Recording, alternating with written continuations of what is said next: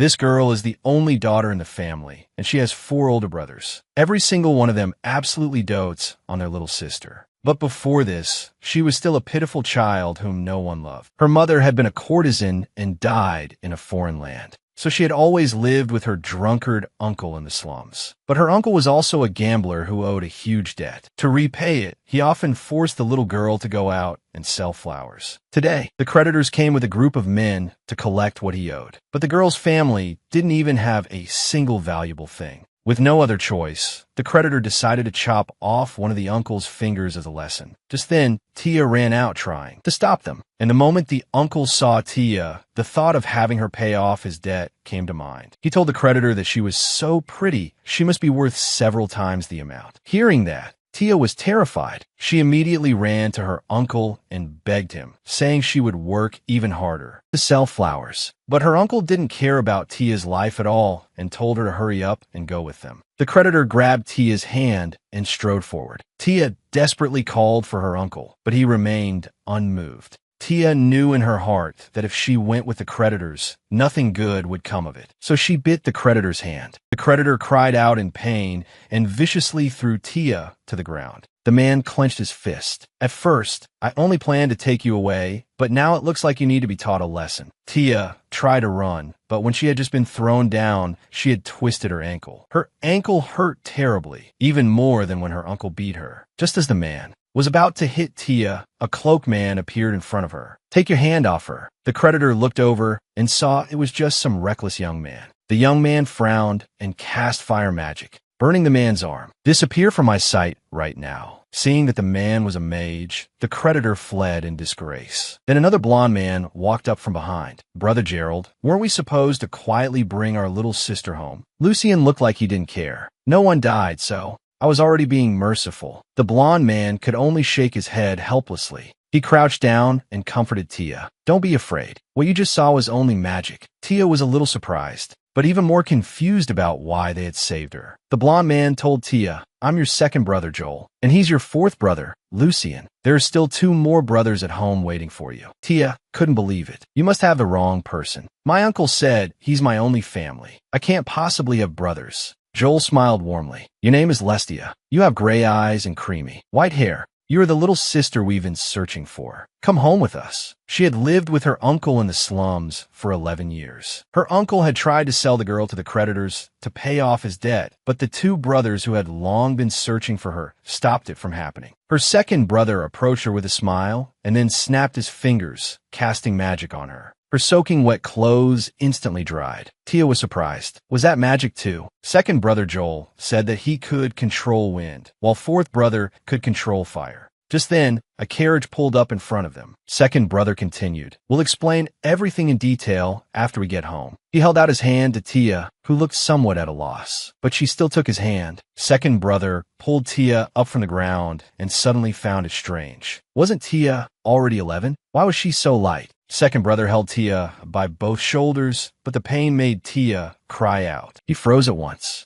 Then he rolled up his little sister's sleeve and discovered that her body was covered in bruises from being beaten. Second brother's tone changed instantly. "Who did this to you?" Tia quickly pulled her arm back and gave him a perfunctory answer. "I'm Fine." Seeing that his sister didn't want to say more, second brother let it go for the moment. He decided to take her home first and treat her injuries. Just then, her uncle hurried over from behind. "That's my niece. Where are you trying to take her?" To the uncle, his niece was a tool for paying off his debts, so naturally he wanted to keep her there selling flowers to support him. The uncle grabbed Tia's hand and continued, "I'm her family. This is her home. Without my permission, she's not going anywhere." At that moment, 4th brother suddenly spoke. "Family? Then you must know why she was being beaten by thugs right outside your door." The uncle looked guilty and stammered. "That's because she caused trouble. When a child causes trouble, shouldn't adults discipline them a little?" Hearing that, 4th brother started to lose his patience. He clenched his fists tightly. "You call that discipline?" At that moment, second brother immediately stopped him. 4th brother said, "You're Tia's uncle, right? My father clearly gave you more than enough support money. So why were you still living in a place like this?" It turned out that 10 years earlier, Tia's father had entrusted a servant to deliver both Tia and the support money to the uncle. The uncle became flustered again and shouted, "That's because raising a child costs a lot of money. Back then, 1,000 gold coins wasn't nearly enough. Now that I've raised her, you think you can just take her away? How is that any different from robbery?" Tia was stunned. Her uncle had clearly told her that her parents had left nothing for her, yet he had actually received 1,000 gold coins. That was an enormous sum, enough for a family to live a lifetime without worrying about food or clothing. Tia wanted to ask her uncle to explain, but he quickly cut her off. "Shut up. When adults are talking, what business does a child have interrupting?" Second brother frowned. "You still want money, is that it? I'll give you another 1,000 gold coins. But this money is not child support. It's compensation for giving up your guardianship of her. From now on, don't ever appear in front of my sister again." The uncle was overjoyed. He snatched the gold from second brother's hand at once. "Don't worry, I'll vanish without a trace." Tia had lived with her uncle in the slums for 11 years. Whenever he got drunk, he would abuse her. Yet her uncle didn't even know who the girl's father was. Second brother had thought the uncle was being so unreasonable simply because he didn't know her father was an important man.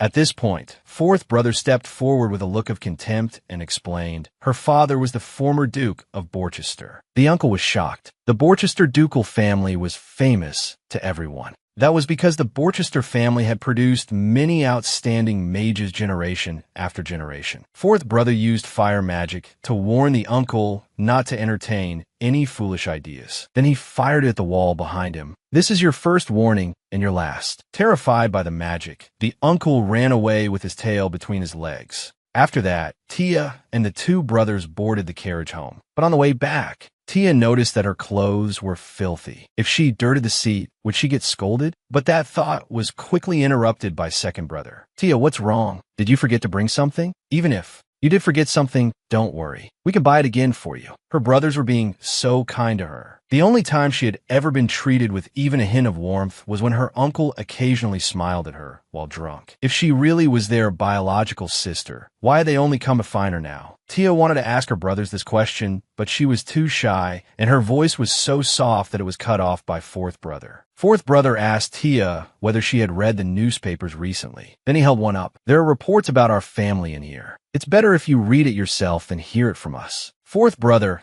handed the paper to Tia. It said that the former Duke of Borchester had passed away. The news had caused a sensation in noble society. Tia opened the newspaper and stared at the dense lines of writing, her hands trembling slightly. "I'm sorry, I can't read." The moment those words came out, both second brother and fourth brother were stunned. The carriage fell silent. Then Tia lowered her head and hurriedly apologized. "I'm sorry. It's all because I'm too stupid. I was wrong. I shouldn't have upset you." Tia trembled in front of her brothers, afraid that they might use magic to hurt her. Fourth brother went quiet for a moment, and the next instant, he declared that he wanted to kill that bastard. But second brother quickly stopped him again. "Don't make things bigger than they already are. Didn't brother Gerald tell us to bring our little sister home as quietly as possible?" Seeing how dejected their sister looked, fourth brother felt helpless. He could only put on an unconcerned expression and try to comfort her. "Ah, it's fine. So what if you can't read? Being literate only brings more worries anyway." After saying that, fourth brother secretly glanced at his little sister, but Tia's mood still didn't improve. At that moment, second brother crouched down and gently held Tia's arms. "Tia, you're not stupid at all, and you haven't done anything wrong." Tia looked doubtful. "I haven't done anything wrong." Second brother picked up the newspaper and said, "Even though you haven't met him yet, this man is your eldest brother, Gerald. Right now, brother Gerald is still staying at the palace because of the matter of inheriting the title. So that's why he sent us to bring you home." Tia looked confused. "Yes, because father passed away not long ago. It was only after eldest brother became head of the family that we learned of your existence." But Tia had never heard anything about her father before. What kind of person was he? Second brother thought for a moment. The former Duke of Borchester was a cold and foolish man. After all, he abandoned such a lovely child as you. Very quickly, second brother changed the subject. "Even though we have different mothers, we share the same blood. So could you call me brother? Tia was surprised and also hesitant. Could she really call him that? At that moment, fourth brother suddenly spoke. If you don't want to, then forget it. If it were me, I'd also find it hard to accept strangers suddenly showing up and saying they're my brothers. Fourth brother's blunt remark made second brother extremely awkward. How can you say that? As time slowly passed, they finally arrived at the ducal estate. Tia had originally been the only daughter of the duke's household, but her father had given her to her drunken uncle. Today, the duke's two sons brought the girl back to the ducal manor. The moment Tia returned home, it was her first time seeing such a luxurious mansion. It all felt like a dream. Second brother carried Tia down from the carriage, and then the butler and servants gave her an enthusiastic welcome. At that moment, the butler suddenly noticed that Tia had no balancing stone on her and stepped forward to ask, "May I ask what magical attribute the young lady has? I will prepare the appropriate stone for you at once." But Tia couldn't understand a word of what the butler was asking. It turned out that the Borchester bloodline was born with magical power, meaning they could freely manipulate the forces of water, fire, wind, and earth that made up this world. Has the young lady never felt this kind of power before? At those words, Tia became a little downcast. She truly couldn't use magic. Then I must not be a member of the Borchester family after all. Fourth brother stroked Tia's hair and comforted her. What are you talking about? No matter what anyone says, you are our family. It has nothing to do with whether or not you can use magic. But Tia still felt anxious. Then second brother spoke up to reassure her too. Lucian is right. It doesn't matter at all. After saying that, second brother told Tia to roll up her left sleeve. Look at the red gem on this bracelet. This is what Haylock was talking about, a balancing stone. Although we can use elemental magic, after a certain amount of time, we have to use a balancing stone of the opposite attribute. This balancing stone uses the fire attribute to balance out my wind magic. Without it, I wouldn't be able to control my wind magic, and I could even die. Tia was stunned. Then second brother raised his left hand and showed her his balancing stone. A red mist wrapped itself around his wrist. Using magic is really nothing more than a very dangerous and troublesome thing. As the red mist faded, the ruby on the bracelet turned gray as well. So, in that sense, someone who doesn't need these things is perfect just as she is. Haylock simply failed to see your perfection. Then, Butler Haylock bowed to the young lady and apologized. "I'm sorry, my lady. I spoke out of turn." Tia hurriedly waved both hands. "No, you didn't do anything wrong." Because the third brother had run away from home and still had not returned, second brother had to find him before eldest brother came back. He handed the Tia he had been carrying over to fourth brother, and also reminded him to be gentle with their little sister. After saying that, second brother left by carriage. Carrying Tia, fourth brother followed the maid toward the bath chamber. When they arrived, the maid suddenly noticed that fourth young master was still following them inside and asked, "Young master, are you planning to go into the bath as well?" Fourth brother's face turned bright red. "What are you talking about? I only carried her in because her foot is injured and it's hard for her to walk." After saying that, fourth brother hurriedly put Tia down and left the bath in embarrassment. Tia had originally been the only daughter of the ducal household, but because she couldn't use magic, her father gave her to her uncle. Every time her uncle got drunk, he would abuse the girl. Fortunately, her brothers brought her back to the ducal estate. Tia followed the servants into the bath. The servants carefully helped her undress, and at that moment, an infuriating sight was revealed. Tia's body was covered in marks from her uncle's beatings. The servant asked how she had gotten those injuries, but Tia only stammered, "I got them from falling." It turned out that whenever her uncle beat and scolded her, he had threatened her into saying the injuries came from falling. The servant knew that Tia was deliberately hiding the truth, so she didn't ask too many questions. She led Tia to the bathtub. Tia was full of wonder. "It seems Milady really likes flowers." Then the servant squeezed out a large amount of bath foam. "Then you'll definitely like this too." Bubbles floated out from the servant's hands, and it was Tia's first time being treated like this. After the bath, the servant applied medicine to Tia's wounds. Very soon, Tia noticed that her injuries no longer hurt at all. Since the servants hadn't known Tia would be returning, they hadn't prepared any clothes for her. There was only this nightgown, so Tia would have to make do with it for one night. When Tia stayed silent for a long time, the servant became a little dejected. "Does milady not like this nightgown?" Tia humbly asked the servant. "Am I really allowed to wear such beautiful clothes?" The servant smiled and leaned closer to Tia. "Of course, you are the only young lady of the ducal house. Tomorrow, you'll be wearing clothes even prettier than this." After helping Tia get dressed, the servant brought her to the dining hall. The moment she stepped in, fourth brother was completely melted by how cute his little sister looked. The scene shifted, and fourth brother recalled what eldest brother had once said to them. "We also have a younger sister. Because that child was born without magic, father abandoned her. I think we should take responsibility for that child." But eldest brother had been extremely busy with the succession of the title. Third brother, after breaking free from their father's control, had left. As for himself, he had had absolutely no interest in searching for his sister, but second brother had dragged him along anyway. At first, fourth brother hadn't cared much, but for some reason, it had suddenly turned into him being the one responsible. Tia sat at the table, looking timid and constrained. Fourth brother looked confused. "What kind of expression is that? It's not like I'm going to eat you. I didn't know what you liked, so I had them prepare a bit of everything." Tia stared at the lavish spread of dishes, hesitant. "They all look delicious. I just don't know which one I should start with." Fourth brother was puzzled. "What's there to worry about? Just eat." Just as Tia reached for the utensils, fourth brother noticed that her hands were covered in bruises and wounds, and he fell into thought. Tia secretly glanced at him and thought she must have picked up the wrong fork, so she immediately apologized. "It's all because I'm too stupid. I am sorry," fourth brother told Tia. "Even if you really were stupid, you still wouldn't have done anything wrong. Listen carefully. No matter what you do wrong in the future, I'll forgive you. So at least in front of me, you can do whatever you want. What is it like to have an older brother who dotes on you? During dinner, he carefully cut your steak for you and then sat beside you, foolishly watching you eat, leaving Tia at a complete loss." Tia picked up her fork and enjoyed the meat her brother had prepared for her. She had never eaten anything so delicious in her life. Then fourth brother stood up and told Tia, "You need to eat vegetables too. Being picky isn't good." After a long, satisfying meal, fourth brother scooped Tia up in his arms. "I'll take you to your room." Tia was shocked, her hands waving frantically. "I can walk by myself now," but fourth brother paid her no mind at all. "Stop moving around. I'm only carrying you to your room." As the door was slowly opened by a servant, a neat and beautiful room appeared before her eyes. After putting Tia down, fourth brother said goodnight and was about to leave, but Tia still looked restrained. Fourth brother asked, "What's wrong? Don't you like this bed?" Tia stammered,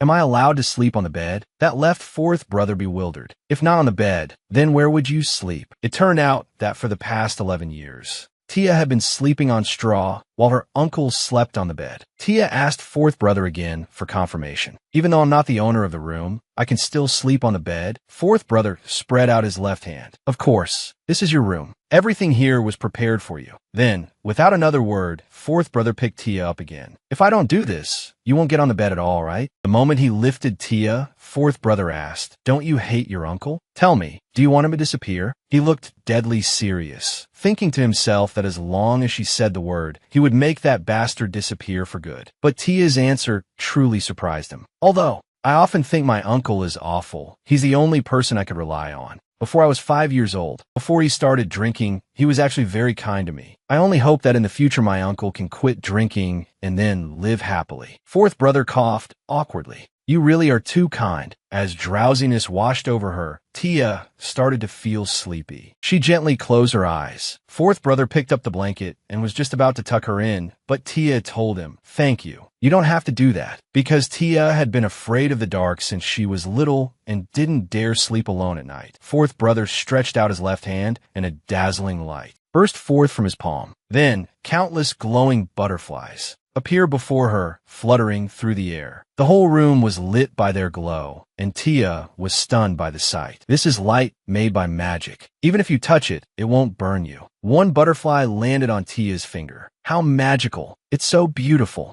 Seeing Tia so happy, fourth brother felt greatly comforted. These butterflies will stay with you until tomorrow morning, so just sleep without worrying. Fourth brother walked out of Tia's room, but what he didn't know was that Tia had started overthinking again. If only I could use magic too. Then I'd be able to believe that I'm really part of the Borchester family, and I'd be able to feel happy that I've finally met my real family. By this point, Tia was already half asleep. Early the next morning, the servants were busy from dawn. It hasn't even been long since the former Duke's funeral ended, and now there's already a mountain of things to do. Exactly. There's not even any time to rest. And now there's one more person to serve. The servants complained while hurrying through their work. Say, is the young lady really the former Duke's daughter? Who knows whether it's true or not? At that moment, a supervising maid cut them off. What nonsense are you all gossiping about? The young lady has been acknowledged by Duke Gerald himself. If you have time to stand around talking, you'd be better off cleaning properly. Meanwhile, the chefs in the kitchen were also carefully preparing food for Tia. Since the young lady ate a lot of meat last night, we should prepare more meat for breakfast. We must make nutritionally balanced meals for her. The chefs were full of enthusiasm. Tia woke up bathed in bright rays of sunlight. It's so soft.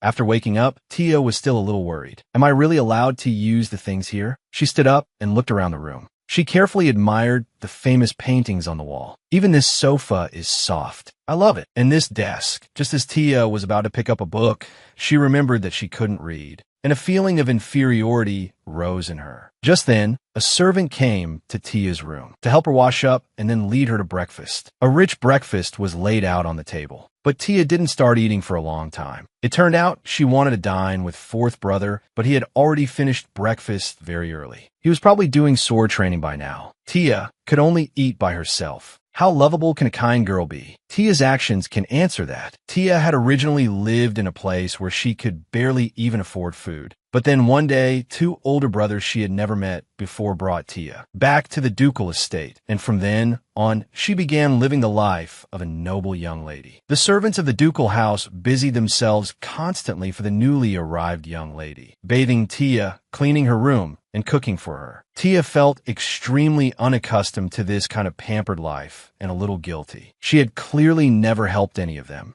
yet they were wholeheartedly taking care of her. After thinking for a moment, Tia decided, no matter what, I have to thank them somehow. Very soon, Tia asked Dora for help with something. The scene shifted, and Tia was chatting and laughing with the servants and the head chef. Unaware of what was going on, fourth brother asked Tia, "What are you doing?" The sound of hurried footsteps drew nearer. Fourth brother snatched the little flower from Tia's hand and frowned. "What is this?" Tia instinctively started to apologize, but after only 2 words, she remembered what fourth brother had told her before. No matter what she did, fourth brother would support her. With an expectant look, Tia told him, "These are paper flowers. I made them to thank everyone." Fourth brother was puzzled. It turned out that while living in the slums, because there were no flowers in winter, Tia would fold discarded newspapers into paper flowers to sell. So she wanted to use paper flowers to sincerely thank everyone. But fourth brother's tone became very firm. "Who told you to thank them? You don't need to do something like this."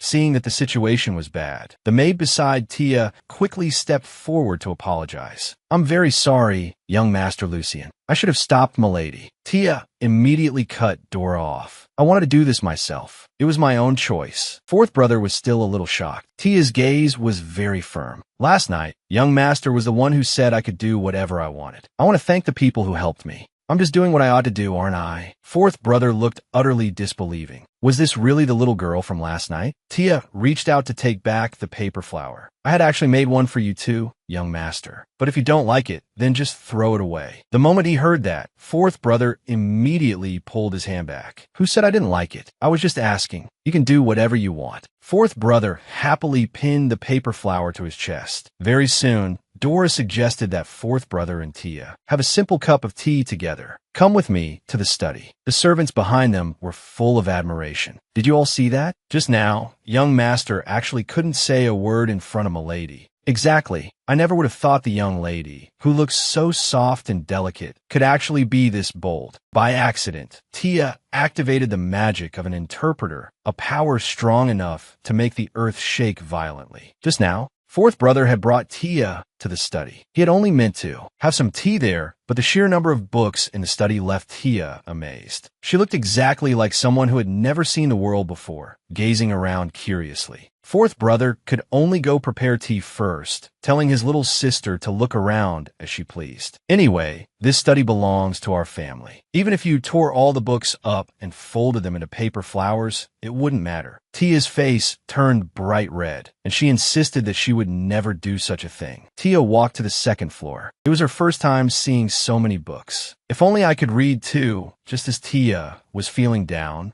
a dazzling light suddenly appeared behind her. Tia quickly turned around, only to see a book glowing. Tia took a few quick little steps toward it, instinctively thinking she must have seen it wrong, so she rubbed her eyes hard. Yes, Tia had not seen it wrong. The book seemed to have a will of its own and was deliberately drawing her in. Perhaps because it had been stored there for too long, the dust on the book made Tia cough, and just then, something miraculous happened. Tia, who had never read a book before, somehow understood the title, Definition of Modifiers. Tia gently opened the book, only to find herself involuntarily reciting the spell written inside. A magic circle appeared before her eyes. This was the phenomenon of a successful spell invocation. Suddenly, the whole earth began to tremble. The people who didn't know what was happening thought young Master Martiels had returned. He had always used earth attribute magic like this, shaking the ground this much. He must be unhappy about something again. But as the tremors grew stronger and stronger, a maid worriedly said, "Could the young lady have been frightened?" Fourth brother immediately stood up and hurried toward the second floor of the study. Then he suddenly discovered that his own little sister was reciting a spell. No way. Lestia is actually an interpreter. No one had expected that Tia, who had been abandoned by her father for being born without magical power, would later be discovered by fourth brother to be an inheritor of script-based magic. Just now, fourth brother had seen his little sister reading a magic book. He was extremely shocked and moved closer to ask Tia, "How can you read an ancient grimoire?" It turned out that an interpreter referred to a person capable of deciphering magical books written in ancient times. Magic was a legacy left behind by an ancient civilization. Long ago, most humans had been able to use magic freely. But overnight, for some unknown reason, people lost that ability. From then on, magic could only be passed down through bloodlines and writing. Those who inherited magic through blood were called bloodline mages, and their families would also suffer corresponding side effects. Meanwhile, those who inherited magic through writing were called magic researchers. By deciphering grimoires and creating magical tools, they helped ordinary people use magic. But deciphering the writing in grimoires was nearly impossible, which was why magic researchers had been able to continue only under the protection of the imperial family of the Morgadum Empire. Although fourth brother had heard that there really were some people who could decipher them, such people were exceedingly rare. He truly had not expected his own little sister to be an interpreter. Did father and eldest brother know about this? If the outside world found out before fourth brother could finish his thoughts, Tia interrupted him. "Did I do something wrong?" Fourth brother hurriedly comforted her. "No, you didn't get hurt, did you?" "No." After learning that Tia was fine, fourth brother brought her to have tea and snacks. Once they sat down at the table, fourth brother seemed to still be thinking about the matter of the interpreter, making the study unusually quiet. Tia was the first to speak. "Young Master Lucian, are you angry? Was I not supposed to read that book?" Fourth brother immediately came back to himself. "I'm not angry. There are lots of magic books at home. It doesn't matter whether you want to read them or throw them away. But it would be better for you to wait until you can read ordinary books first before reading grimoires. Yes, starting tomorrow, fourth brother will teach you to read." Hearing that, Tia was overjoyed. "Reading is important, but you're too thin. You need to eat more first." Tia took the snack and began chewing it bite by bite. No one had expected that news of Tia being brought back to the ducal estate would reach the ears of the imperial family. That very likely could bring deadly danger upon Tia, and the fact that she was an interpreter might also be exposed because of it. Just then, eldest brother Gerald had only just finished attending the ceremony for inheriting the title, when he was invited by the imperial family to a commemorative party. But Gerald was absent-minded the whole time. Had Joel successfully brought their sister home by now? Just as Gerald was still thinking about his sister, a man approached from behind. He was the crown prince of the imperial family, Elishan. Raising a glass of red wine, he came before Gerald. The Borchester crest Suits you even better than I imagined. If the former Duke could see you today, he would surely be pleased. I'm truly delighted to see you somewhere other than the Academy." It turned out that Elysian and Gerald had been classmates at the Royal Academy for over a decade. Elysian was fiercely competitive and always wanted to show off his abilities before His Majesty. But his rival had been the overwhelmingly capable Gerald. Though Elysian had lost to Gerald and failed to win His Majesty's approval, deep down he knew that no matter how outstanding Gerald was, in the end he was still his subordinate. Elysian asked Gerald, "Why aren't you enjoying the party? What are you doing standing here? Look, every noble lady here is watching you. After all, you are the unmarried Duke of Borchester. They're all trying their hardest to catch your eye. If you wanted, they'd probably lift their skirts for you on the spot." Gerald did not answer Elysian's question, while Elysian seemed to deliberately be looking for trouble. How strange. In a setting like this, I haven't seen a single member of the Borchester family. This is your celebration party for inheriting the title. Shouldn't everyone be gathered together enjoying it? Standing behind Elysian, Gerald cast him a sidelong glance and replied, "With your Highness the Crown Prince offering congratulations, what need is there for anyone else's?" The corner of Elysian's lips lifted slightly as he said smugly, "Let me guess. The second one, Joel, is busy with Academy matters. The third one, Martiel's, must have gone off on another carefree trip. And as for the youngest in your family," before the Crown Prince could finish, Gerald cut him off. "Your Highness also knows that my fourth brother is in poor health." At this, Elysian looked even more pleased. "No, Gerald, was I talking about your fourth brother just now? I meant the youngest one in your family. That cute little sister of yours." Gerald's heart jolted. Since when had the imperial family known of Lestia's existence?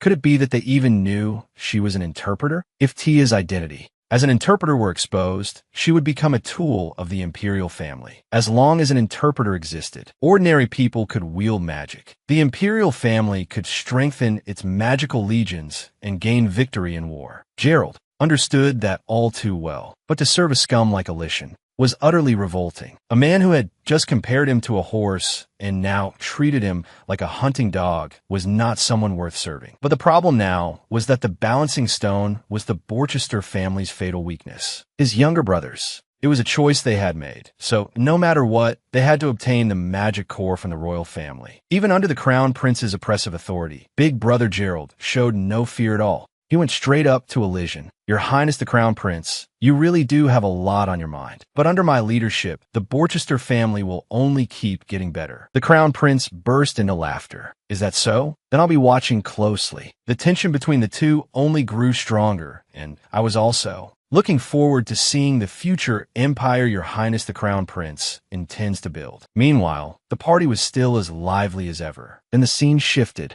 The Crown Prince was violently smashing up the place. He hurled cups, stomped on the table, and snarled, "That damn mage actually dared to look at me like that. Insolent bastard." Just as he was about to smash a chair, the attendant at his side stopped him. "Your Highness, calm down. I've found someone who knows the Duke of Borchester's younger sister very well." Elysian gently set the chair down. The anger in his heart died down instantly, and a sinister smile appeared on his face. "Really? That's wonderful. I must see that arrogant Gerald panic and lose his composure." Faced with the Crown Prince's schemes, would Tia be able to escape danger? Tia finally got to meet her third brother, who had run away from home just moments ago, while her fourth brother was teaching Tia how to make the sign of the cross. The door was suddenly shoved open by a man. "Where is my little sister?" Tia stood up in surprise. "Young Master Joel?" The man smiled brightly. "I'm not Joel. I'm way more handsome than him. How could you mix us up?" Tia looked puzzled. Could this be my legendary third brother, Marcius? Then her second brother Joel walked in from behind, carrying a box. He asked indignantly, "Who are you saying is more handsome?" He brushed right past the third brother and headed straight for Tia. "My adorable little sis, how have you been these past few days? As promised, I brought your third brother back together with a gift." Joel set the gift in front of Tia. "The moment I saw this, I thought of you."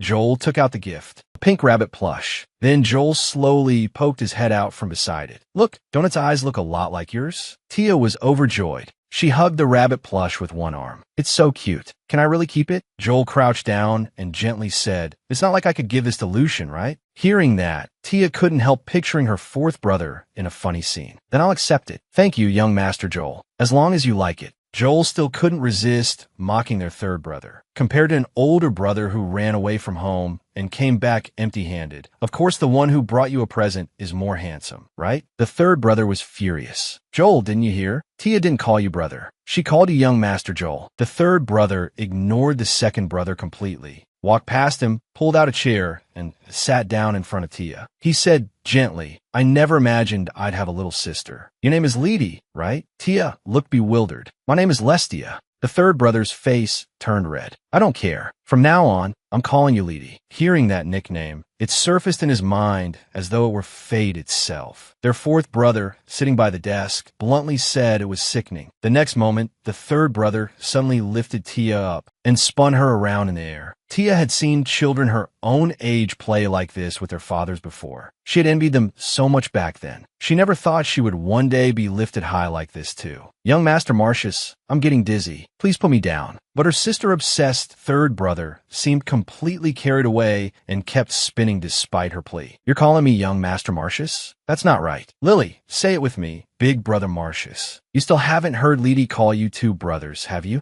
That instantly filled the second and fourth brothers with jealousy. Since their third brother had just returned, Lucian couldn't wait to tell the second brother about Tia's identity as a seer. With a serious look, Lucian said, Joel, come with me. There's something I need to discuss with you alone. The second brother looked confused. What is it that's making you so serious? Lucian didn't even turn his head as he walked out the door. The second brother immediately went over to Tia. Tia, wait here for a moment. I'll be right back. As for Marcius, just ignore him. After saying that, he waved and followed after Lucian. Marcius wasn't idle either. He asked Tia, now that it's just the two of us, what should we play? Tia looked at her third brother, unsure what to do. Marcius grew worried. Lady, do you think your brother is too old, so you don't want to play with me? He scratched the back of his head and continued, that's too cruel. I'm only 18. Tia immediately explained, it's not like that. Before, I sold flowers from morning till night, every day. I've never really played any games. Even if I was with children my own age sometimes, my uncle would scold me. I don't know how to play.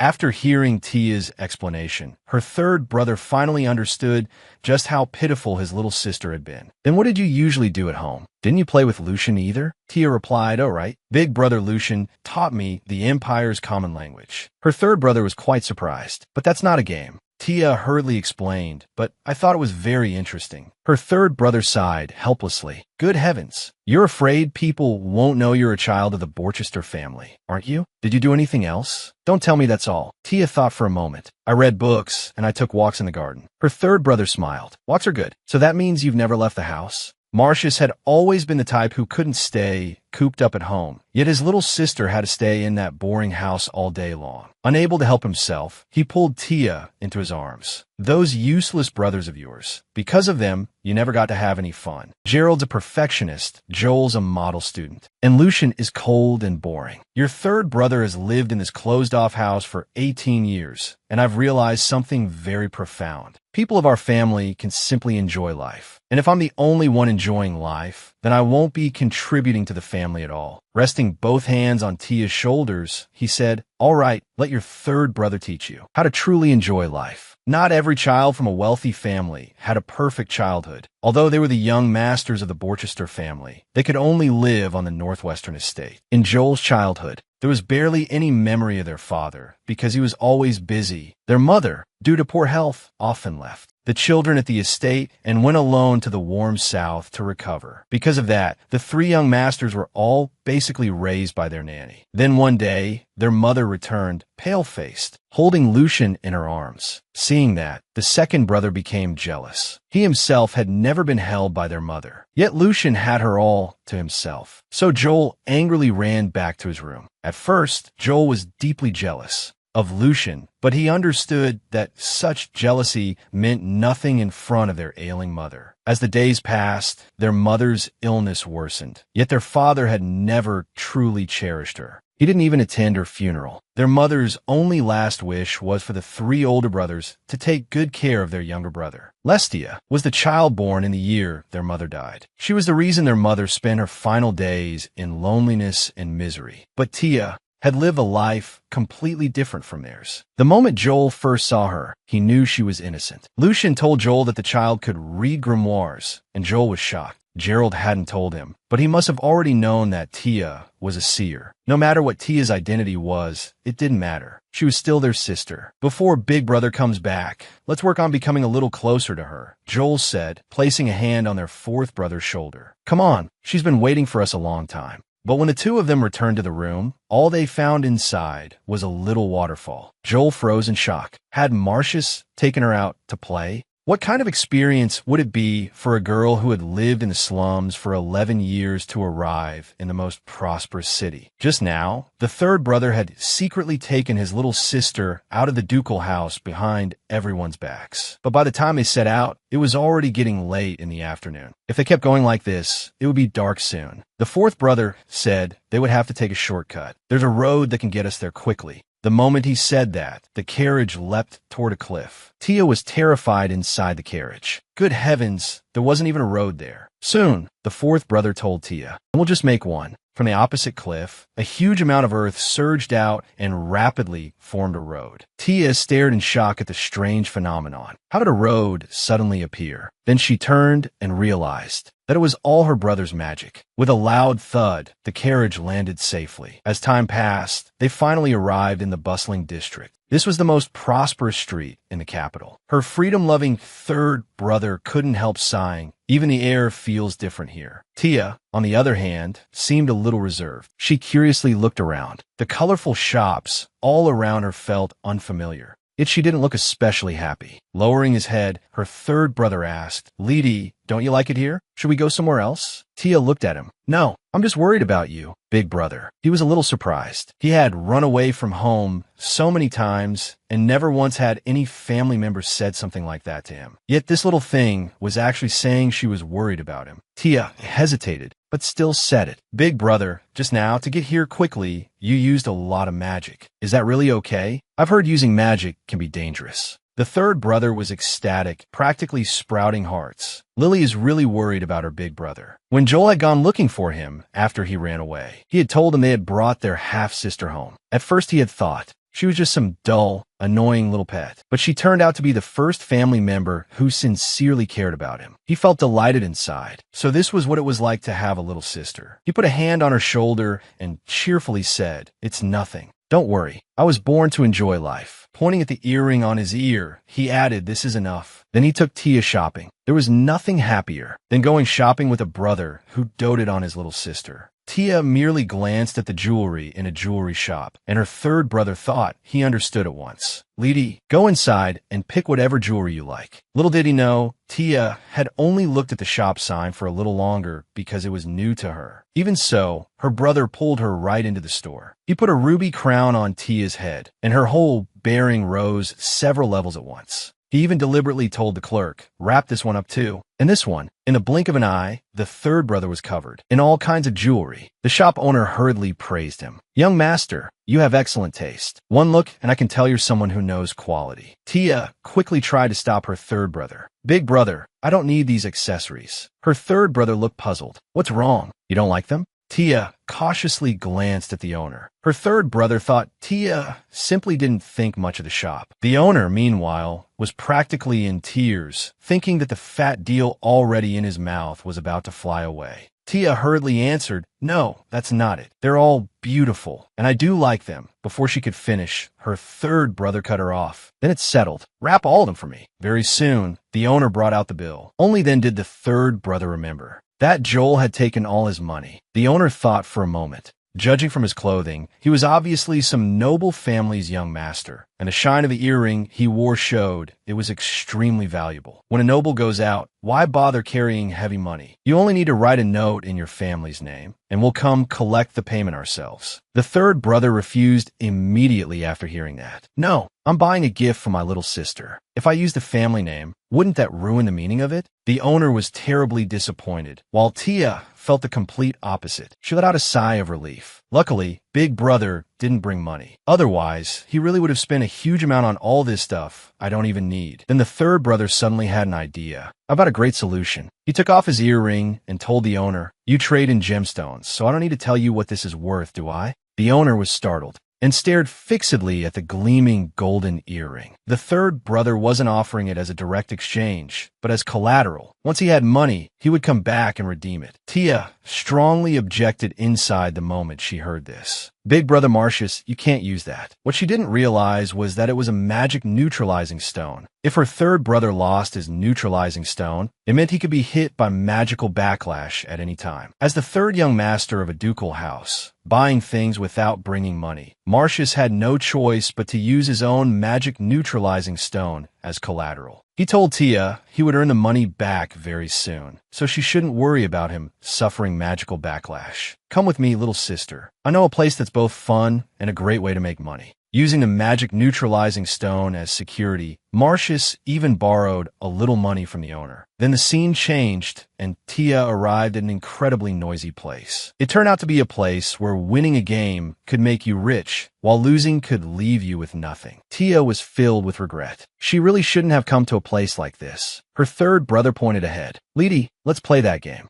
With Tia by his side, the chips in her third brother's hand kept increasing. He won again. "Looks like my little sister is a goddess of luck." Tia, however, looked nervous. She clenched both fists tightly. Her third brother asked, "Lady, what's wrong? Are you bored?" Tia's expression was extremely serious. She looked as if she'd lost her soul. Her third brother opened his right hand and said, "It's probably because you're only watching, so it feels boring. Here, Lady, you should try too." Worried that she might lose all of her brother's money, Tia lied. "I think it's more interesting watching you play, big brother." Her third brother saw through the reason. "Is that so? Then I have to show you something even more interesting." Fear rose in Tia's heart. "Big brother, you already have plenty of money now. Why don't we stop playing?" Her third brother gently patted her head. "Are you getting a little hungry? Then let's play one last round and leave." What she didn't know was that this final round would nearly bring deadly danger upon Tia. The third brother brought Tia to a high-low game table. The moment he stepped up, he pushed out all his chips. Everyone present was stunned, and Tia's heart couldn't calm down for a long time, until the spinner landed on 11. Only then did she relax. That meant her third brother had won even more this time. The spectators behind them applauded, while some muttered that the third brother was just lucky and that next time might not go his way. He ignored all the talk.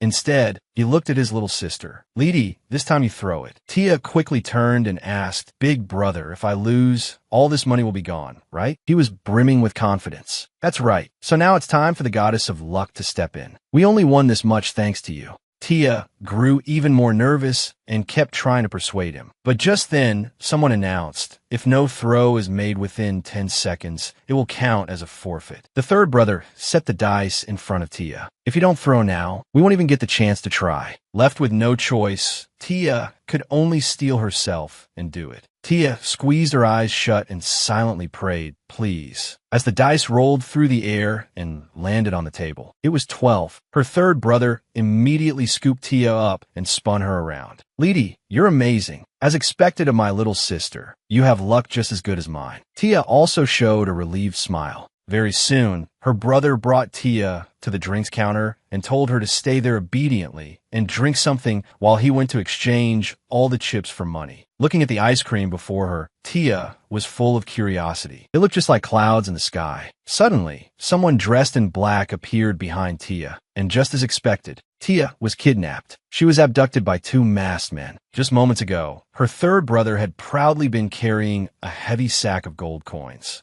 preparing to go back to Tia. But when he arrived at the drinks counter, he discovered his little sister was gone. He broke out in a cold sweat and loudly shouted Tia's name, but there was no response. Her third brother began to realize something was very wrong. He didn't even care about the bag of gold in his hand anymore. Meanwhile, the two masked men were confirming Tia's identity. "Are you sure it's this child?" The other masked man replied, "Absolutely. I heard her call the Borchester family's third young master Big Brother." Tia was tied up so tightly by the masked men that all she could do was pray desperately for her brothers to come save her. Soon, the masked men brought Tia to a carriage used for transporting birds. Before long, they carted her away. Tia was terrified. What am I supposed to do? Tears welled up in her eyes. Suddenly, Tia remembered something her fourth brother had told her. Decide for yourself who you want to be your family. Tia's eyes instantly became firm. Since she had chosen to become a member of the Borchester family, then she shouldn't give up so easily. Soon, Tia noticed a nail in the carriage. Could she use it to cut the rope? Bracing herself against the nail, she tried again and again to use it to cut through the rope. But using a nail to sever was simply too difficult. Then the carriage suddenly stopped. It turned out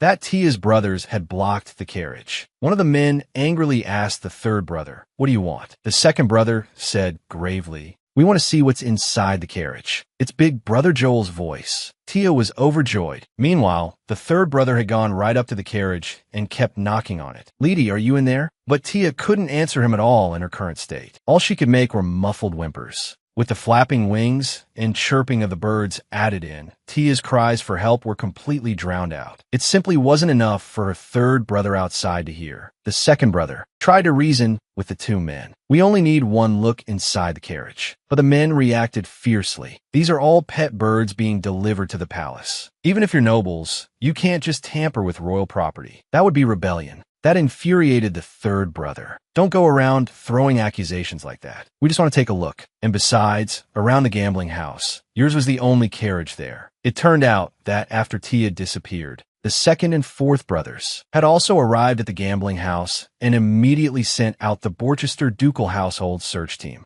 They found only a single carriage near the gambling house, but that carriage just happened to belong to the royal family. The second brother tried to persuade the third. "You know very well that if we provoke the royal family, it will be troublesome." Then he continued speaking to the men. "If you won't let us look, then please inspect it yourselves. Our sister may be inside." The man burst into laughter. "What nonsense are you talking about? I already told you, there are only pet birds in here." As he spoke, he knocked on the carriage with his hand. "Can't you hear the birds singing? You may step aside now. If these birds die from fright, you likely won't be able to bear the responsibility." The three brothers were utterly helpless. Why did it have to be a palace carriage? Damn it, we have no right to search it. Tia was kidnapped and hidden inside a royal carriage. Although the three brothers suspected their sister was inside, they had no authority to inspect a royal carriage and could only watch as it gradually drove forward. The third brother cried out helplessly, "Lestia, if you're in there, answer me." Hearing his words, Tia was frantic, but she couldn't make any sound. Then she turned and saw that although the nail couldn't cut the rope, it should at least be able to cut the cloth gag in her mouth. Tia leaned toward the sharp nail and silently prayed, "This time it has to work." The carriage moved faster and faster, while behind it the third brother chased after it and shouted Tia's name. Just as he could no longer keep up with the carriage, he suddenly heard the faintest cry for help from Tia. That must be Leedy's voice. The third brother made an instant decision.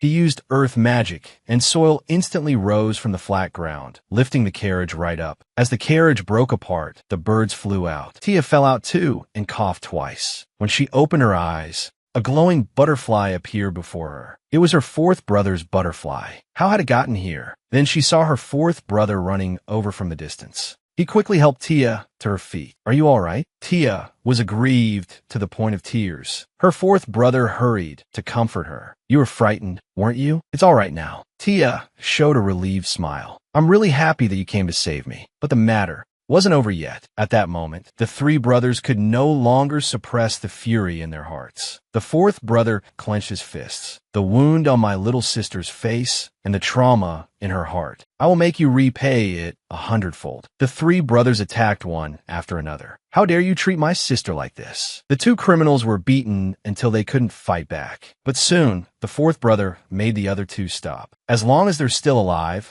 we can find out who the mastermind is and why they kidnapped Tia." The second brother felt indignant. Damn it, he had nearly lost his reason. He immediately lowered the criminals back down. Furious, the third brother rushed up and shouted, "Why was my sister here? Talk, you bastard!" But the man stubbornly refused to reveal the mastermind. The third brother kept punching him hard. "Who ordered you? Was it the royal family?" He grabbed the man's collar again. "Are you going to talk or not?" Tia had been rescued, but the mastermind still couldn't be found. The third brother tried to beat the answer out of the man. But in a moment of carelessness, both men bit poison and killed themselves. With no other choice, the third brother used magic to turn them into mud. Damn it, These people were clearly from the royal family. From then on, the three brothers became even more cautious. They absolutely could not let something like this happen a second time. After returning to the ducal estate, Dora was beside herself with worry. Looking at the injuries on Tia's face, she asked with concern, "How did you end up like this, my lady?" Tia sat obediently on the sofa. "I'm fine." But Dora still blamed everything on the three young masters. She glared fiercely at them, as though saying, "Three grown men who can use magic, and you still couldn't protect one little girl." Helpless, the three brothers could only huddle together and accept Dora's scolding. Dora took out medicine and applied it to Tia's wounds. Behind her, the brothers were tense and restless. The third brother stepped forward to apologize. "Lady, I'm really sorry.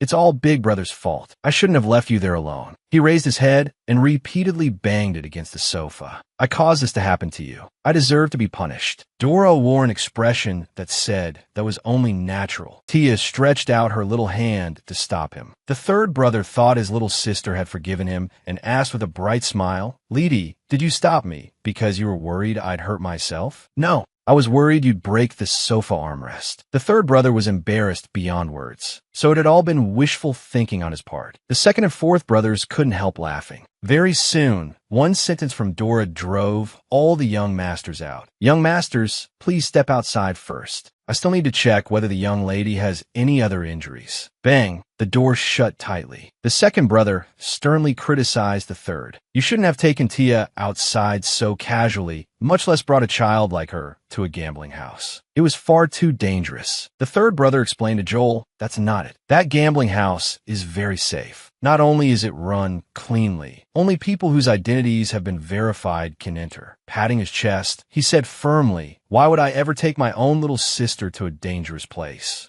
The fourth brother showed no mercy either. "That place is only safe for you." The third brother instantly found himself with no way to refute that. Maybe you really have been wrong. Marcius was a noble son of the Borchester family, and also a mage. Ever since he was born, he had never encountered anything that posed a threat to him. Compared to him, Lestia was a fragile and tiny existence. If someone harbored ill intent toward the Borchester family, then she would be an easy target. After Joel's reasonable analysis, the third brother finally realized he had been wrong. But he swore he would find out who the mastermind was and what that person's objective had been, and then pay them back in kind. "I'll make whoever dared touch my sister regret it." The fourth brother teased, a fool speaking like a real person for once. Joel winced from a headache. "Marcius, although you were also at fault in the end, the real blame lies with those scheming bastards." The fourth brother told the other two, "Revenge is important, but before that, we need to make preparations to prevent anything like this from happening again." Joel agreed as well. After all, that child had no way to protect herself. "That's right. She's too young, and she's a girl." The third brother scratched the back of his head. "But she's not a mage. So what do we do?" The butler walked over from behind and suggested, "Have a strongest knight stay by Tia's side 24 hours a day to protect her." The third brother was overjoyed and immediately raised his hand, insisting on personally becoming his little sister's guard. But after what had happened, how could the other two brothers still trust him? The third brother wore a gloomy expression.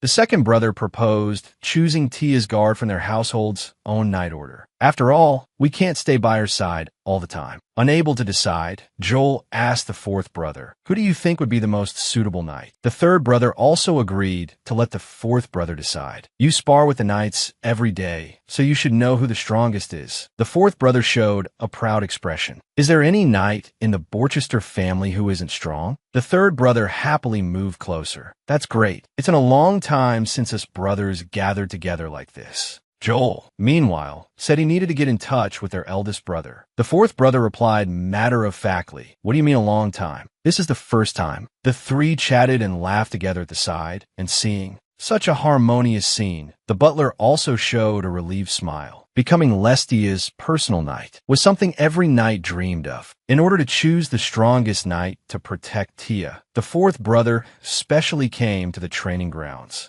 The knights all began discussing who would become the young lady's knight. Everyone was eager to try. "I have a feeling I'll definitely become the young lady's guard knight." Another knight beside him mocked, "Ha ha ha, I have a feeling you'll be eliminated in the first round. A red-haired knight said, anyone who wants to rest early, come challenge me. I can put you down in 3 seconds. Then someone approached from behind and sternly rebuked him. Lestia's guard knight cannot be chosen by mere boasting. That person must possess the greatest strength and the resolve to protect the young lady, even at the cost of his life. The arrival of the fourth brother brought a sudden oppressive aura, and all the knights immediately straightened into serious expressions. From now on, I will select 3 knights who emerge victorious in duels. These 3 will henceforth become Lestia's honored guard knights. So now, let me see just how valiant the knights of Borchester are. The moment he finished speaking, the knights all unleashed their full strength in combat, while the fourth brother waited nearby for the birth of the 3 strongest knights. The next morning, Dora brought delicious food to Tia first thing. These are all cotton candy sodas, soda flavor, lemon melon, chocolate, and strawberry. If you want any other flavors, just tell me anytime. And young Master Marcius specifically instructed me that this time you absolutely must try every flavor you like. Holding her spoon, Tia sank into thought. Is it because I didn't finish it that time, so he feels bad about it? Bite. Tia ate, thinking, Big Brother Marcius, I'll enjoy it properly. Then the scene shifted to the royal side. The Crown Prince had just received a report from his subordinates. So you're saying you failed? The subordinate broke into a cold sweat at the tone of the Crown Prince's voice. Your Highness the Crown Prince, I'm sorry. The Crown Prince was furious. I personally prepared the birdcage. Because she has white hair, even deliberately put some brightly colored pet birds in with her so she wouldn't be easy to spot at a glance. And yet you still failed. Grinding his teeth, the Crown Prince swung his long sword. It flashed past the subordinate's face in an instant. The subordinate was terrified. You useless thing, the Crown Prince raged. You've ruined all my plans. Then he kicked the man several times. How did you idiots manage this? You couldn't even bring back one little girl. Clutching the pain, the subordinate dropped to his knees and apologized. It was only supposed to be capturing a child and bringing her back. What was so difficult about that? Tia then received the protection of the 3 strongest knights, while the Crown Prince continued plotting to capture Lestia alive. Learning that the Borchester family had extremely tight security and could not be infiltrated, he could only make use of Tia's uncle to lure her out. The Crown Prince instructed his subordinate, this time, the plan must not fail again. The uncle revealed a greedy expression. What brings you to me this time, sir? I've come for your niece, Lestia. The 2 whispered together inside the room. Faced with this new danger, would Tia be able to escape unharmed? The scene returned to the ducal house, where Dora was happy for Tia. Judging by the depth of the cuts, they probably won't leave scars. The medicines all applied. Young lady, you'll be able to have breakfast right away. You need to eat well so you can recover quickly. Tia felt so happy to have a maid who cared for her this much. Ever since she had seen Big Brother Joel and Big Brother Marcius 2 days ago, she hadn't seen them again. Tia had wanted them to eat with her, but since they seemed so busy, she felt she shouldn't disturb them. Tia took big bites of breakfast. Since the 2nd and 3rd brothers couldn't eat with her, then today she would at least make the 4th brother eat with her. As usual, Tia came to her 4th brother's study to read, and just then he brought 3 knights in front of her. The 4th brother told Tia, starting today, they are your personal knights. Tia looked puzzled. My personal knights? The 3 knights immediately shouted in unison. It is our honor to protect the young lady. Then all 3 knights knelt together and swore to Tia, we are the fangs and claws of the brave lion that rules the Northwest. We are willing to offer our hearts to Lestia. Will you accept our oath of loyalty? Tia looked completely lost. Her 4th brother quickly urged her, why are you hesitating? You're the daughter of a ducal house. Having a few knights is only natural. Then, leaning closer, he whispered, if a knight's oath of loyalty is rejected, it's the greatest humiliation for a knight. The 3 knights waited expectantly for Tia's answer, until Tia finally said, I accept. One of the knights saluted Tia. My name is Frank. To become your knight, I defeated all the other knights and became the strongest elite. Another knight cut in eagerly. My lady, don't be fooled by him. The best knight is me, Elliot. If this guy hadn't sneakily attacked me from behind, I definitely would have won. Frank replied, really now, how was that sneaky? Don't you know that exposing your back to your opponent is a knight's disgrace? The 2 of them bicker at the side while The last night seemed rather shy. I'm not as impressive as those two, but I'll definitely do my very best. Tia smiled brightly. Then I'm counting on all of you, Boar. There really was someone this adorable in the Borchester family. In order to find the mastermind behind Tia's attempted murder as quickly as possible, her fourth brother began searching through a vast amount of information. From beginning to end, Tia was followed by 3 personal knights, whose eyes never left her for even a moment. They were terrified that Tia might be harmed again, but Tia felt that this kind of constant close protection put her under enormous pressure. On top of that, there were still many words she couldn't read, and she worried the 3 knights would laugh at her behind her back. And she still didn't fully know how to use tableware. They would definitely make fun of her for that too. They might even think she wasn't really a child of the Borchester family. Tia was deeply worried, but her fourth brother quickly noticed his sister's situation and thought, if she's uncomfortable, she can just say it directly. Why hesitate? Helpless, he had no choice but to personally turn down the knight's good intentions. You're disturbing her.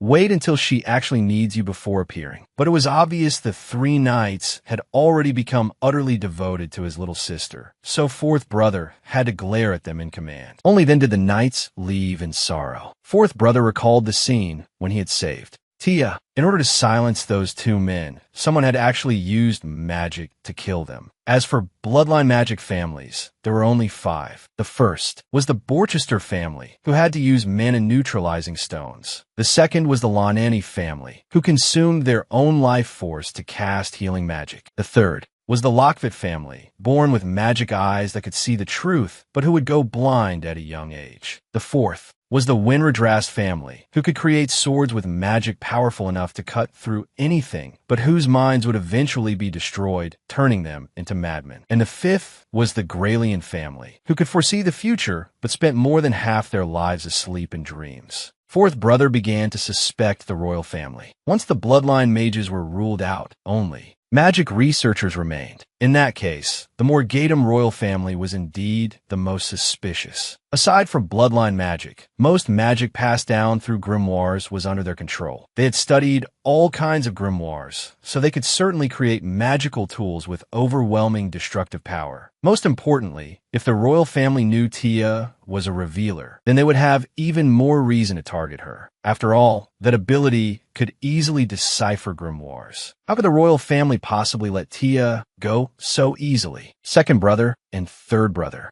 were still gathering information. For now, he would wait and see. At that moment, Tia picked up a book and asked fourth brother, "Does this word mean this?" That's right. Tia was so happy she stood right up. She had actually gotten it right. Fourth brother was happy for Tia as well. So his little sister's eyes could shine this brightly. He had never expected a revealer's ability to learn to be this strong. Before long, there might be nothing left he could teach her. Resting his chin on one hand, fourth brother wore a satisfied expression. Looks like I need to find her. An excellent teacher. Just then, Tia suddenly asked, "Can I read a grimoire today?" Fourth brother glanced at the grimoire. Was this her instinct? Even if the grimoire was placed high up where she couldn't reach it, she would still somehow find it. So fourth brother readily agreed, but he instructed Tia not to read any of the words aloud. Otherwise, she might trigger magic. Tia happily took the grimoire, and after a while, she cautiously asked fourth brother, "Can you have dinner with me tonight? If you're busy, you can refuse." "I was just asking." Fourth brother found it strange. Why had she suddenly turned into such a timid little rabbit? Putting on his usual cool expression, he said,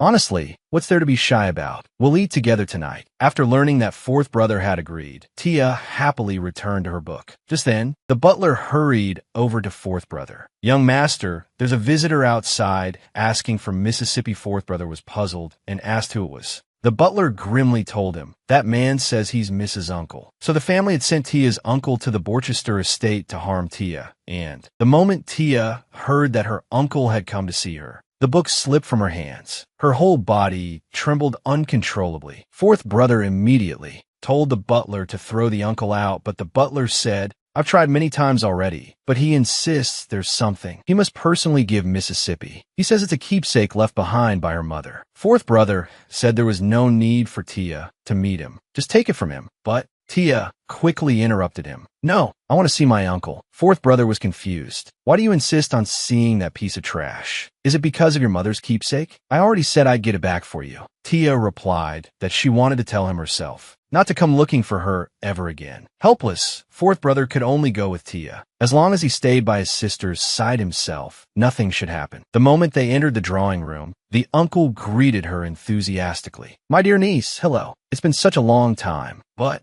the shadow her uncle had left on Tia was too deep. Tia took several frightened steps back. Her uncle said, "You were born a precious young lady. Yet I made you suffer so much. I am truly sorry. At the time, I really was too poor." The uncle wore a sly smile, acting as if he had no choice. The moment Tia saw that malicious smile on his face, she remembered the past. Back then, her uncle would curse at her constantly and beat her whenever he got drunk. Tia trembled all over in fear as her uncle slowly approached her, even trying to touch her hair. Fortunately, fourth brother stepped forward to stop him, warning the uncle with a glare. Tia stretched out a small hand, signaling that fourth brother needn't worry. Clenching her teeth and gathering her courage, Tia said directly, "I know everything you're saying is a lie." The uncle broke into a cold sweat. "Tia, what do you mean by that? Your uncle came to apologize, and you're saying this? That really hurts me. Look, I even brought your mother's keepsake, especially for you. I just wanted to hand it to you personally." Tia loudly exposed the uncle's false affection. That is fake too. If there really had been a keepsake, you would have sold it or thrown it away long ago. In the end,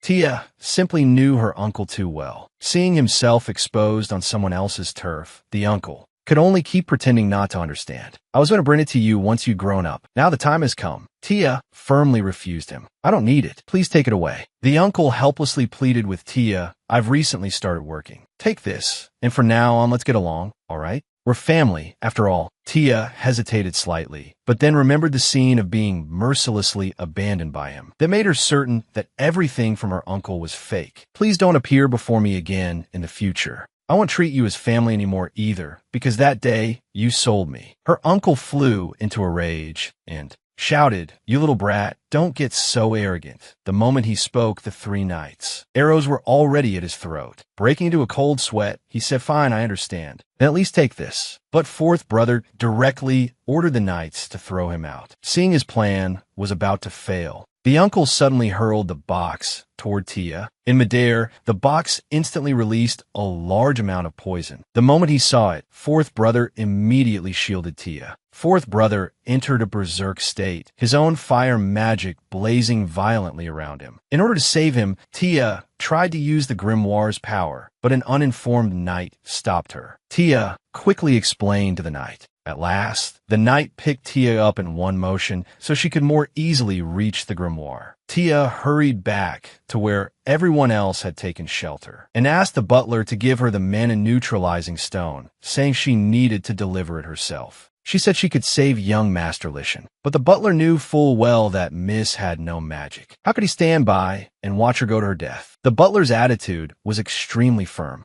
Tia was frantic. Grabbing the butler's clothes, she begged desperately, "Please give me the neutralizing stone. I have to go in and save fourth brother." But the butler still would not budge. Even Knight Frank tried to persuade her. "Miss, no matter how worried you are about young Master Lishan, you must not go in. If you are hurt, then young Master Lishan's efforts will all have been for nothing." Tia grew furious. "Didn't you swear loyalty to me? Or were those just empty words?" The three knights were left speechless by Tia's rebuke. Knight Frank lowered his head and humbly explained, "Of course we are your knights, but when you make the wrong decision, we must stop you too." Another knight agreed with Frank. "The fire is too intense. How could you possibly get in? You don't have any magic. Ordinary people can't enter." Tia held the grimoire tightly and said she could prove she would not be harmed. Then Tia slowly opened the grimoire, though inwardly she still doubted herself. "Can I really activate magic? Please." Tia began reciting the incantation before everyone.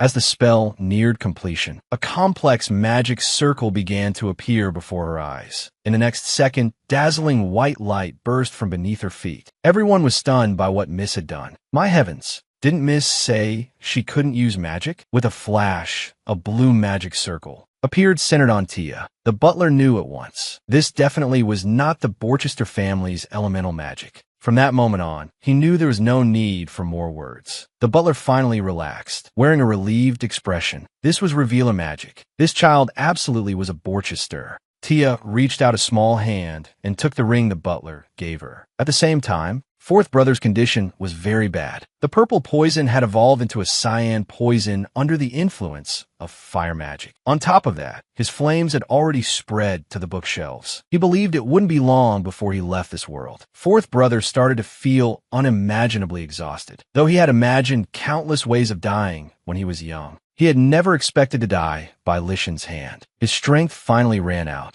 With a thud, he collapsed to the floor, still murmuring Tia's name. I really wanted to see once more. Those round eyes of hers when she was thinking seriously, and that brilliant smile. In his haze, fourth brother seemed to hear Tia calling him. It looked like he really was done for if he was even hearing things now. As the voice grew louder, fourth brother raised his head and saw Tia running toward him from far away. But he thought it was all an illusion. With gratitude in his heart, he whispered, "Thank you for appearing. Even if this is only a hallucination, I'm satisfied." As the fire grew fiercer, the chandelier above fourth brother suddenly snapped. Tia cried out in terror. No, she rushed into the sea of fire, using the grimoire's power to save fourth brother. By then, he was already utterly exhausted, sprawled on the ground, watching as the chandelier was about to crash down on him. Without hesitation, Tia leaped forward and used her own body to shield fourth brother. The chandelier was blocked by Tia's magic. A magical barrier wrapped around them both protectively. When fourth brother opened his eyes again, he realized what stood before him was not an illusion. It was his real little sister. Enduring the pain, fourth brother asked Tia,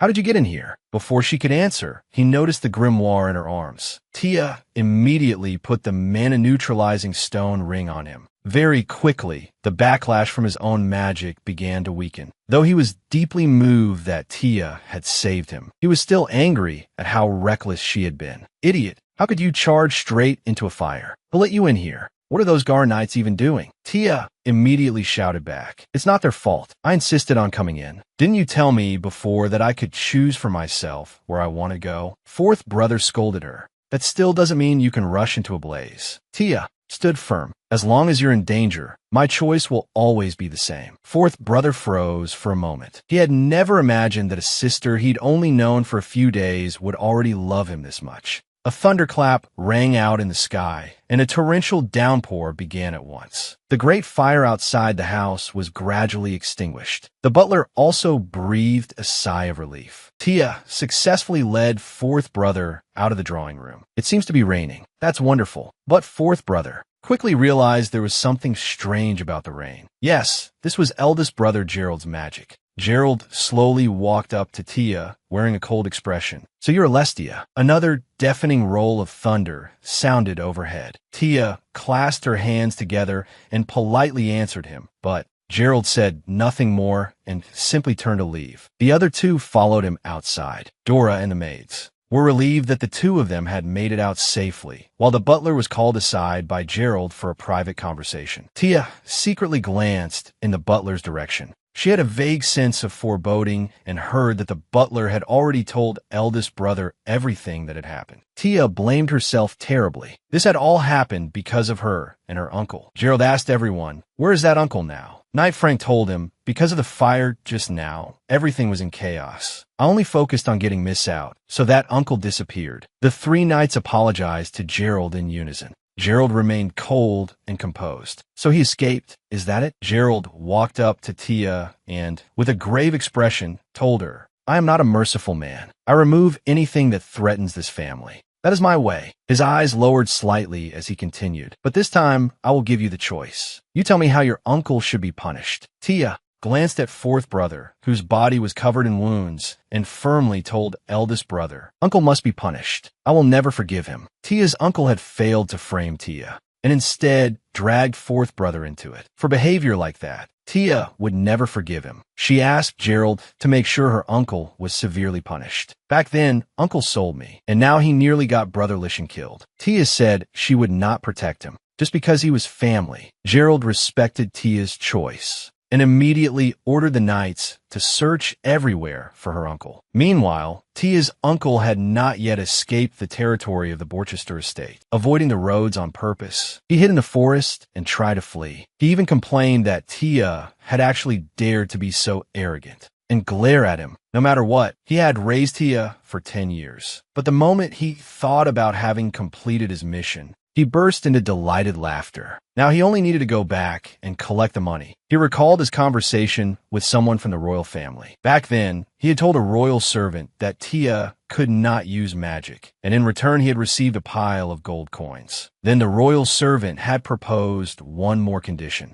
If the uncle simply opened that box near her, the task would be complete, and afterwards he would receive double the gold. Thinking about how he was just about to get twice as much money, the uncle ran joyfully toward home. Suddenly, an arrow shot from the distance and struck his thigh. He crashed to the ground. When he looked up, the 3 guard knights were already standing before him, their expressions fierce as they told him, "We would have loved to finish you off right here, but our kind young lady insisted that we bring you back alive." And so, not only did the uncle fail to get his gold, he was dragged back to the duke's estate by the knights. Tia asked her uncle what exactly had been inside that box. The uncle clenched his fists and did not answer. Instead, he crawled toward Gerald and pleaded, "My lord, please give me a chance to explain. I only came to get my niece her mother's keepsake. I have no idea why that box exploded." Gerald looked at him gravely as the uncle continued. "Besides, how could that girl possibly be your noble younger sister?" Tia was deeply hurt to hear that and clutched her skirt tightly. Her uncle was despicable. Even fourth brother couldn't stand it anymore. Raising blazing flames, he shouted, "Do you want me to burn you to ashes?" Gerald raised a hand to stop fourth brother, then looked at Tia,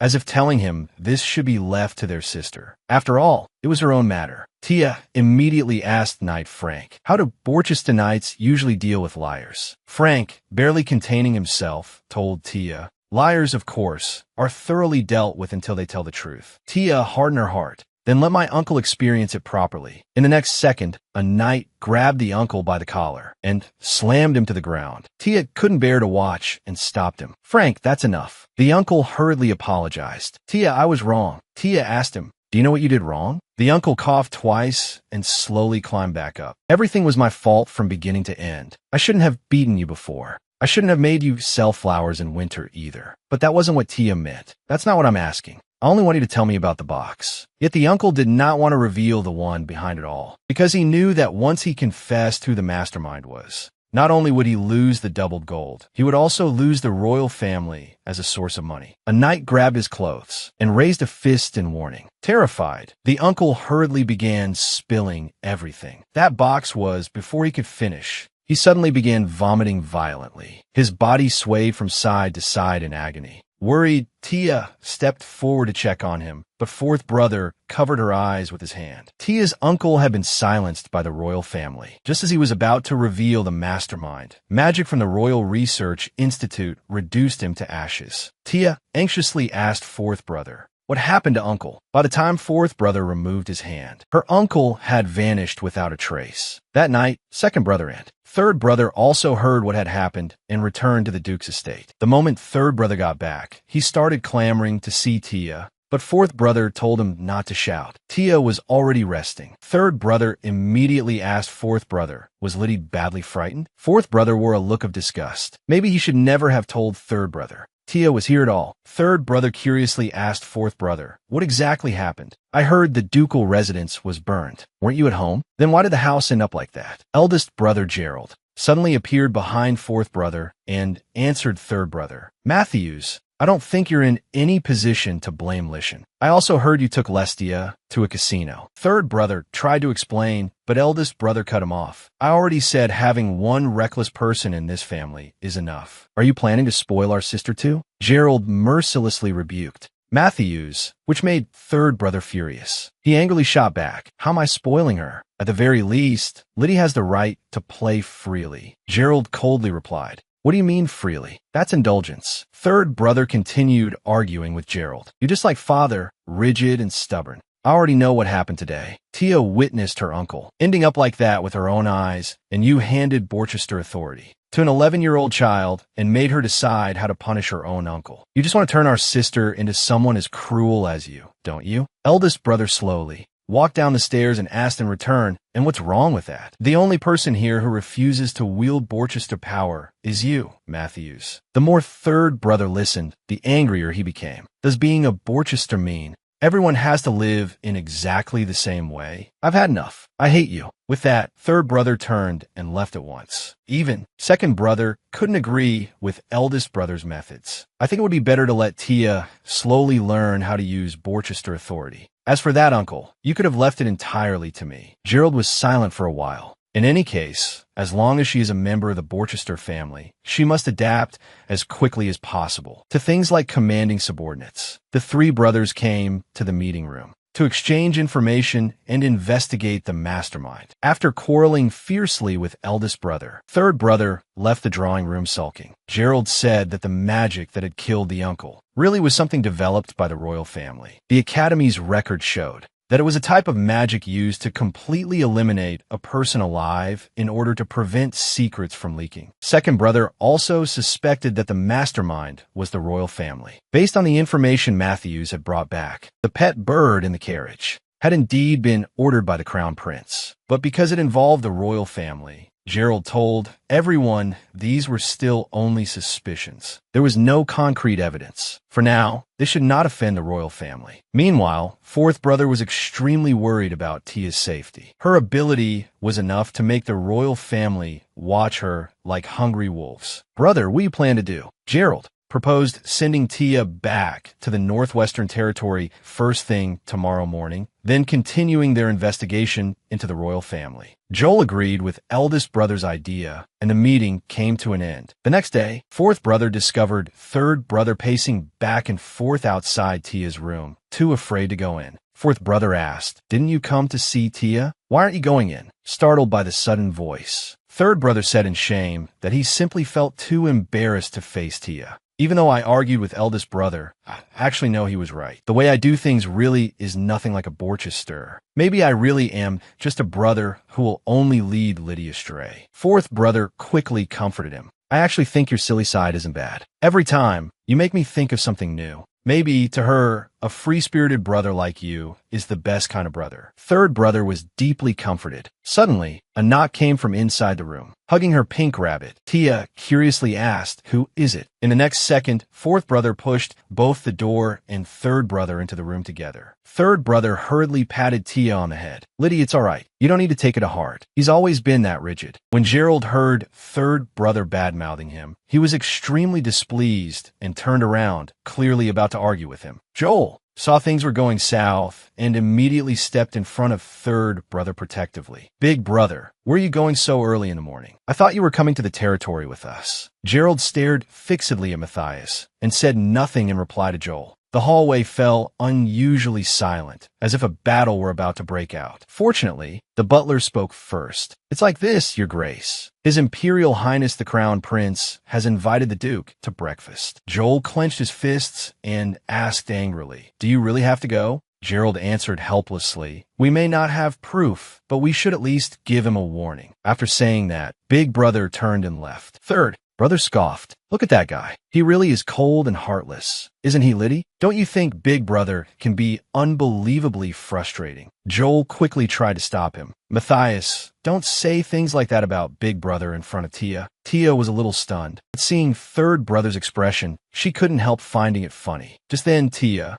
noticed something strange about fourth brother. He always seemed to stand by and observe everything happening in the family. Even though he was the youngest, he always looked at everything with a kind of detached superiority. Was it just her imagination? Something felt off. Do you know what was inside the box used to frame Tia? Just as Gerald was on his way to the palace for the morning audience, the crown prince smugly recalled what the box had been for. The purple poison inside that box was actually a magic enhancer. Its main purpose was to test whether Lestia truly could not use magic. If the victim were someone who could use magic, then once the poison spread through the body, they would be tormented by rampaging mana and might even be killed by their own magic. If lucky, they might survive. The crown prince confidently continued thinking through his plan. Even if Lestia survived the poison, the Borchester family would request mana neutralization from the royal family. That way, he would learn what elemental magic Lestia used. And even if Lestia were just an ordinary person incapable of magic, being near the poison would still seriously injure him. so no matter the outcome, it would be enough to cause Gerald trouble. But unfortunately, Lestia was completely unharmed. Instead, his uncle was dealt with by the Crown Prince. But to the Crown Prince, none of that mattered. As long as one member of the Borchester family was hurt, that was enough, because the Crown Prince's goal was to leave Gerald.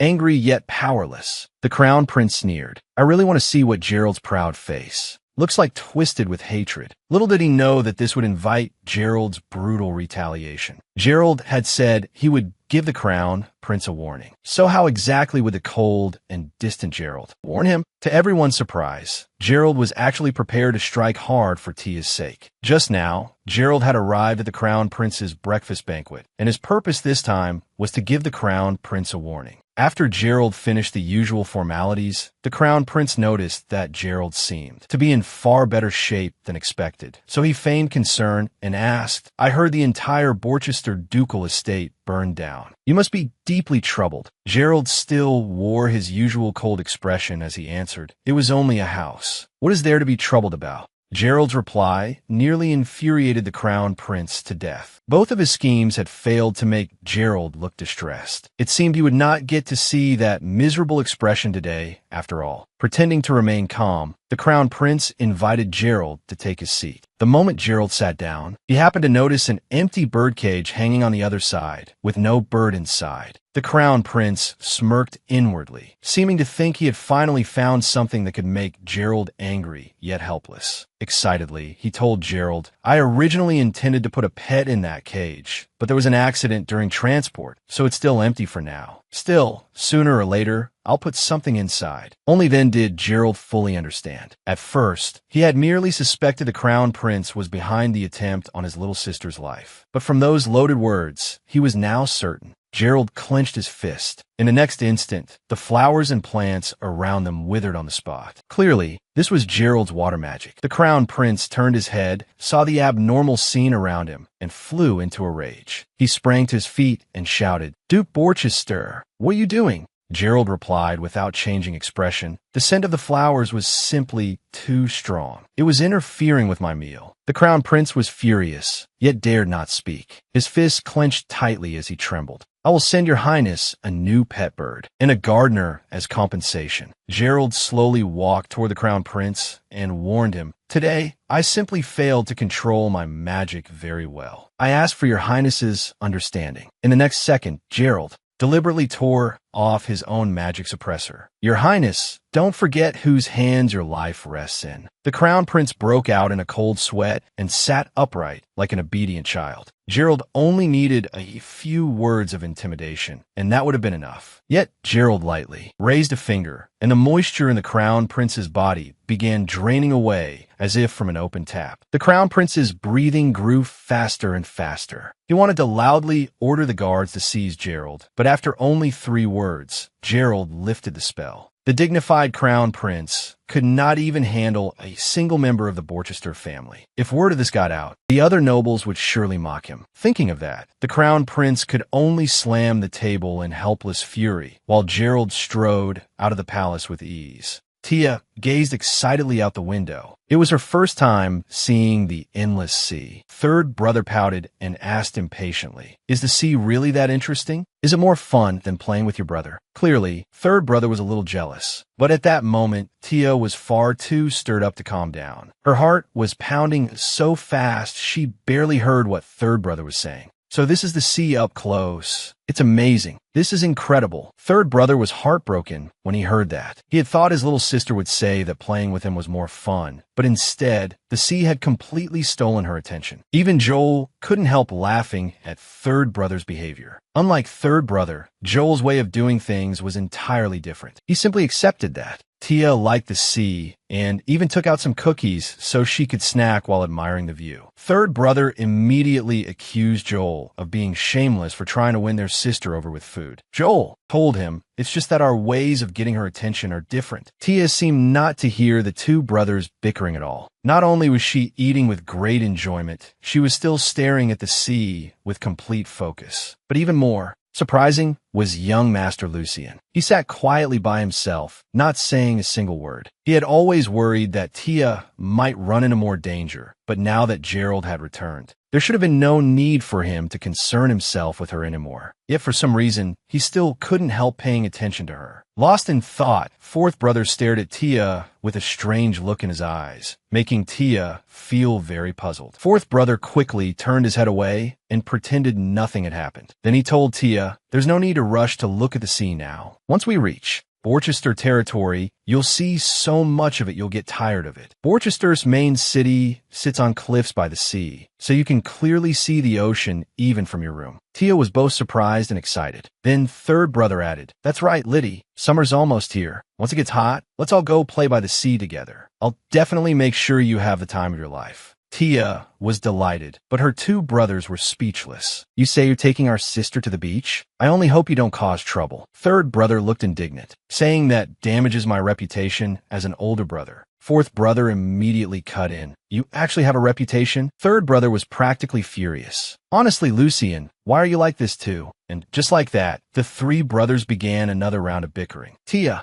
and the others traveled a long distance before finally arriving at the harbor. There were many Borches, her family ships there, their sails marked with a family crest. Third brother took Tia's little hand and urged her onto the ship. Once on deck, Tia could clearly feel that she was now floating on the water. The rocking ship nearly made her lose her footing. Third brother spread his hand and asked Tia how it felt. "The moment you step onto a ship, doesn't it feel so free?" A cool sea breeze carrying a faint salty smell brushed through Tia's hair and skirt. She smiled at her brother. "Yes, this is my first time feeling something like this." Third brother immediately and eagerly took Tia by the hand, wanting to show her even prettier scenery. But just then, Tia happened to notice second brother and fourth brother talking with the butler. But why did young Master Lucien always wear that cloak whenever he went out? Such a handsome face was always hidden beneath it, and those golden eyes under his hat were so beautiful. He actually kept hidden eyes more beautiful than any jewel. Just as Tia was staring fixedly at fourth brother,